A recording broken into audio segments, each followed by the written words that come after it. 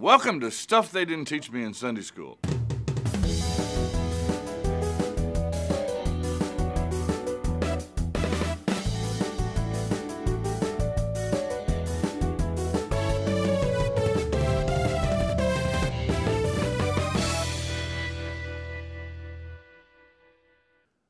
Actions have consequences. If I drive my car about 100 miles an hour down the road, down Interstate 64 here in St. Louis, where the speed limit's 60 miles an hour, chances are I'm going to get a ticket. Actions have consequences. And one of the themes that comes up in Deuteronomy, actually two themes that interweave, one is that actions have consequences. There are blessings and curses for the way Israel responds to her God. There are blessings and curses associated with that. And the other theme that weaves its way into that is those blessings and curses are associated with that land that God is going to bring them to. First of all, the blessings and curses. God has given them reams of laws. You know, some of my favorites are don't eat bats. I haven't broken that one. One of the few I haven't. But there are other laws in there. How you plow your field, how you wear your clothes, tassels on your clothes, how you cut your hair, how you build your houses, as well as the whole moral code that's contained in the Ten Commandments. But just reams of laws. And you would think that if God told Israel, if you break those laws, you're going to suffer the consequences, that they would go, whoa, there's so many there, how can I not break some of them?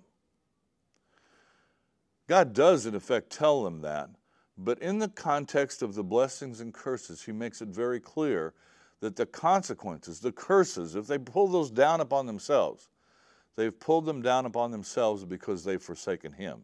Not because they didn't cut their hair right, or not because they didn't wear the right tassel, or not because they didn't plow the field right, but because they forsook him. Moses is a prophet in the true sense of the word. He speaks for God. He also, in connection with speaking for God, is able to see what's going to come out about in the future. And Moses describes in Deuteronomy chapter 27, 28, 29, and 30, the blessings that would come about to this nation if they stayed faithful to their God, and the curses that they would bring upon themselves if they deserted their God. And Moses is able to see that there would come a day when they would desert their God. And he describes sometimes in gruesome detail the horrible things that would happen to this nation if they turned their back on their God.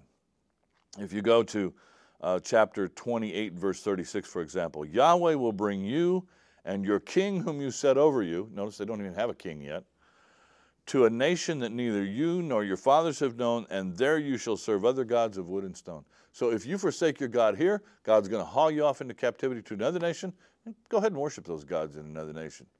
See how much good they do you. I'll guarantee you this next part didn't make Sunday school lessons. It describes in gruesome detail what the fall of this nation would be like, what the curse would be if they forsake their God. Moses describes a city under siege. We don't fight wars this way anymore. I'm not sure they're better or worse. But often in those days, rather than lose a lot of soldiers trying to take a city, you just surround the city until you starve it out. The man who is most tender and delicately bred among you will grudge food to his brother, to the wife of his bosom, and to the last of the children who remain to him, so that he will not give to any of them any of the flesh of his children whom he is eating, they've died, because he has nothing left him in the siege and in the distress with which your enemies shall distress you in your towns. The most tender and delicately bred woman among you, who would not venture to set the sole of her foot upon the ground because she's so delicate and tender, will grudge to the husband of her bosom, to her son and to her daughter, her afterbirth that comes out from between her feet, and her children whom she bears, because she will eat them secretly for want of all things in the siege. Gross. But that's what life comes to when you're surrounded by an enemy army and you can't get out to get food or water. Unfortunately, those curses would come true. Eventually, not for about 600 or 700 years, but eventually, God would say, enough's enough.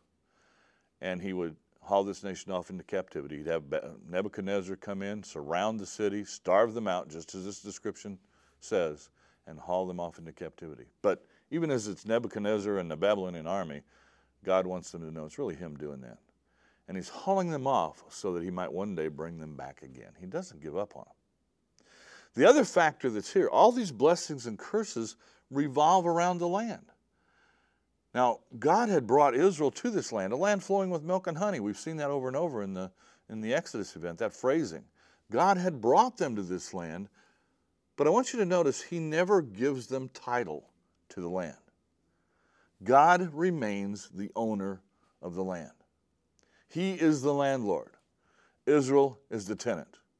When the tenant doesn't behave, when the tenant doesn't honor the landlord can take the land back, and he will. I think that has implications not only for Old Testament history and New Testament history, but has implications for today. We argue over who owns what land. In reality, it's God's land. He never gives title to his land to any of us. So whether it's the modern nation of Israel or the United States or Kazakhstan, the land is God's, and he will reallocate it as he sees fit.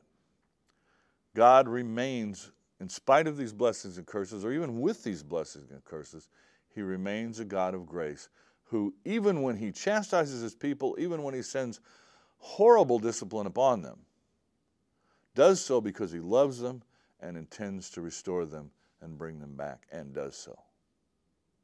He does that for you and me too. He disciplines, but he loves, and he brings us back, and he calls us his.